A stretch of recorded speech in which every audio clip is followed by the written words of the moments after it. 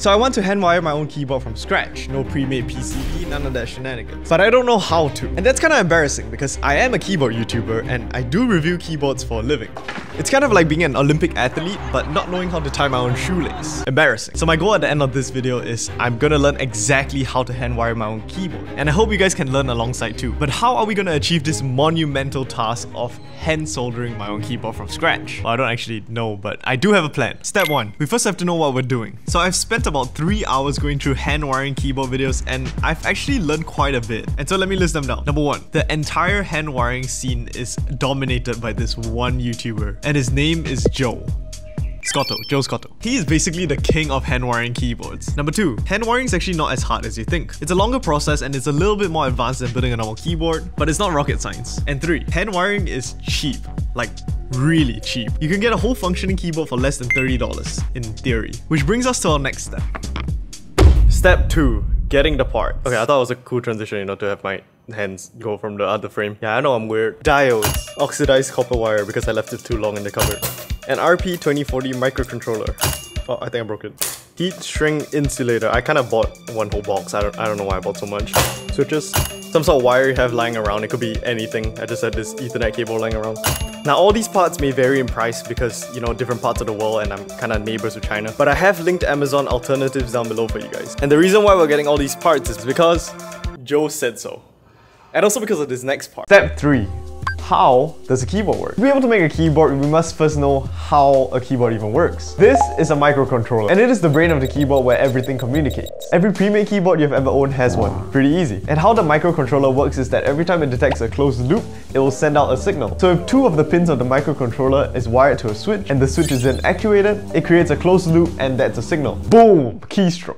Boom! But here comes the problem. A keyboard has way more switches than pins on a microcontroller. And considering that each switch needs 2 pins, yeah, no, microcontrollers don't have 208 pins for a full-size keyboard. It'll be crazy. So how are we gonna solve this, you may ask? Haha, we have a smart viewer. We don't normally get those often here on the Squashy Boy channel. Make sure you subscribe if you're not dumb. So to solve this problem, we are turning to Matrix, not the movie, the method. We'll make a whole grid of switches connecting them by rows and columns. We'll then connect the rows and columns to the pins on the microcontroller. And voila, it works. And why does this work? Well, think of this design as a chessboard. Chessboards have a lot of positions, and the positions can't be numbered by numbers alone, because it would look like this, and I can't count that high. But instead, chessboards are done by rows and columns as well. A1, B2, E4, Queen to E1 starting a coup. It makes things a lot easier by labeling with numbers and letters. And it's the exact same thing for a keyboard. And so if we activate this specific key, these 2 pins on the microcontroller will activate, and with a little bit of code, which I don't know how to do, this key is actuated. And right above all the switches, we actually have them connected to diodes. Diodes basically act as a one-way valve so that the signal doesn't get overwritten by another signal. And with some code and this matrix design, we can assign each key its letter, and that's a keyboard. Yeah, I actually learned all this through Joe's video. It's pretty informative. If you're building your own keyboard, you can actually check his video up here. It's really good. But now that we know how a keyboard works, it's time for step 4.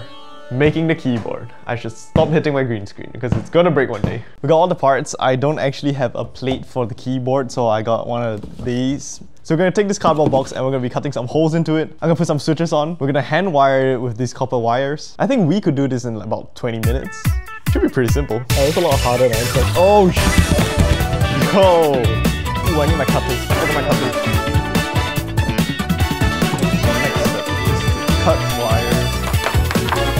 So you don't need to do the heat shrink here. Alright, so we're halfway done. We've got a couple wires in there. Now, I forgot my solder. Alright, let me go get my solder.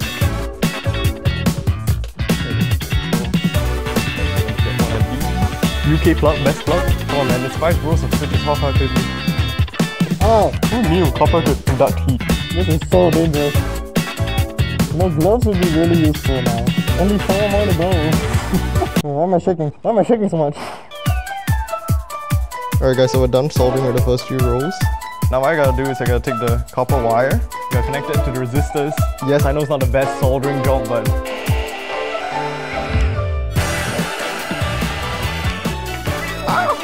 Okay, that's 1 column. Almost done. We're done! We're done! So all that's left to do is to connect it to the Arduino and we are chilling. It's been 3 days since I started this project.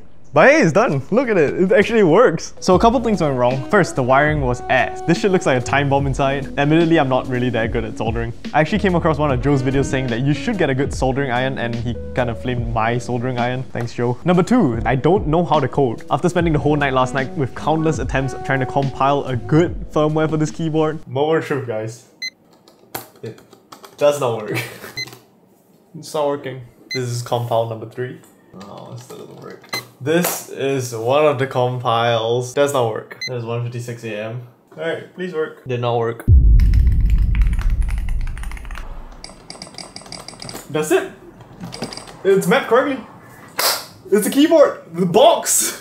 We finally got a barely functioning, horrible looking, but functional keyboard. And it can perfectly game too. If you don't need to jump, you don't need to sprint, you don't need to change your weapons, you don't need to actually... It works! Who am I kidding? This is just not a keyboard. This is just ass. So we're gonna make a better keyboard at quite possibly a more expensive price. Let's go. I first got my 3D printer, plugged it in, UK plug best plug, because we are going to be printing this plate. Grab the SD card, walk to the printer, plug that in, and start the print. So while that's printing, let me explain to you this layout that I created.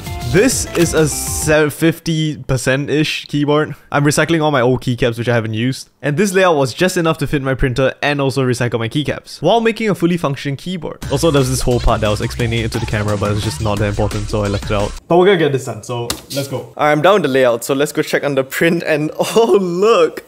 It's not printed. It's almost as if I knew this was gonna happen because my piece of shit printer has a lower rate of printing a good print than if you had won the lottery. So I knew this was gonna happen because off camera I unclogged 4 clogged arteries, which was not fun. But also the fact that it's kinda just outdated and bad. Man, if only we had some sort of state-of-the-art printer that could print anything we wanted at like the snap of a finger. Sponsor time. It's sponsor time, guys. So BambuLab actually sent me a 3D printer for this project, and their printers are so good that honestly it markets itself. Auto bed leveling, self-cleaning, a touchscreen to manage your prints. Heck, all these functions I just mentioned are available on their lowest end printer, the Bambu A1. But this X1 Carbon, holy, this printer is good. It comes with even more features like an inbuilt camera for time-lapse of your prints, or yourself. I surprisingly do a lot of the latter. You can also use this same camera to monitor your prints over the air. Freaking LiDAR sensors in the printer to calibrate your prints to get an even finer print. Over-the-air printing, like bro, I didn't even move an inch and my print was done. You see, all these features are nice, but that's only good if the printer prints good. Well, I printed this knife, this fidget thing, this Genshin chest, and this is the plate that we'll be using for the keyboard. I actually printed 2 plates because it only took 1 hour to print one, and I fixed a few errors on the second plate. 1 hour is pretty fast if you consider the old printer would have taken 5 hours if it hadn't kicked the bucket 10 minutes in. And so yeah, after fixing the mistakes from the first one, we have a pretty good, almost perfect plate. So yeah. Check out BambuLab for their really reliable and affordable printers. Well, you're probably gonna see more about this printer on this channel anyway because I got a bunch more projects for this. So I got all the parts we need to solder this brand new Box V2. So let's get cracking. Why did I say it so weird? Let's go. So as the case was printing, I'm gonna go strip some wires. I put the switches into the plate that was printed, connected them with the same technique, put the diodes in. By the way, all the print files are in the description if you want to print it for yourself. It's free. Go ahead and check it out. Okay, I'm not ready for this next part, but it's gonna be kind of scary. It's a jump scare warning. Holy, what is that? So yes, the wiring job is not the best, but you know what? This is my second time and I don't know what this is. I really don't. Box version 2 is complete, and this is an engineering masterpiece. Fully 3D printed housing, acoustic nipples for all that acoustic in your nipples, what? Premium sound vents in front of the keyboard for the sound to reflect straight into your ears. An ergonomic 5 degrees of typing. A porthole so small that only the Apple cable can fit through. Kinda bad planning on my side, the hole should have been bigger. It's not even centered actually. A full OLED screen on the right. It's currently not working, but there'll be a software update coming in the near future, estimated maybe about never. And yeah, I think it's a pretty good keyboard. I can talk so much about this keyboard, but that's coming from me. But I wonder what other people would think about this keyboard. So I'm gonna get one of my friends to rate my keyboard. And that friend's name is Joe. Joe Scotto, the man himself, the legend. Yo, Joe, yo. So this is my friend Joe. Are you ready, Joe, to see greatness, the best keyboards you'll ever see? Honestly, stuff that I can bet you is better than whatever you're doing. So I think so. I think I'm ready. We'll see what you did. This is Box. Got a 3x5, a simple 3x5. All right. As you can see, screwless design. Here's how it's soldered. Where's the RGB? You didn't have it in your tutorial, so.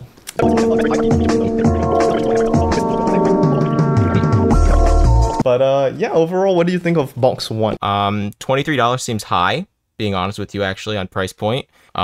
It's not centered, so I'm noticing that the left side is further, so you can see that it's offset. I'm gonna give it a 6 because it works. Oh, all right, okay, all right. It looks hand wired for sure. Not bad, not bad. I made this too small, so only an Apple cable USB-C for an iPad will actually fit into here. Oh my god. Honestly, this one over box one, the fact that it's plastic now and not actual cardboard, I think takes away from the original box one. I'm gonna give it a 7.5. Ignore Joe, he doesn't know what he's talking about. And yeah, that's how you hand solder a keyboard. I hope you guys enjoyed this video. Box 1 and box 2 is now available for pre-order. Box 1 will start shipping in 2027. And box 2, when I feel like it, will probably ship in the next century or so. But yeah, I hope you enjoyed this video. I thought it was gonna be a 3-day project, it was gonna be fun. But it took 3 weeks. Now it's even more fun. Subscribe if you want to see more over-the-top, long-winded projects which just take too much of my time and I don't even learn much from them. Actually, you know what? I learned how to code a keyboard. I learned how to make a keyboard. I learned how to use QMK firmware. I learned I want to kill myself.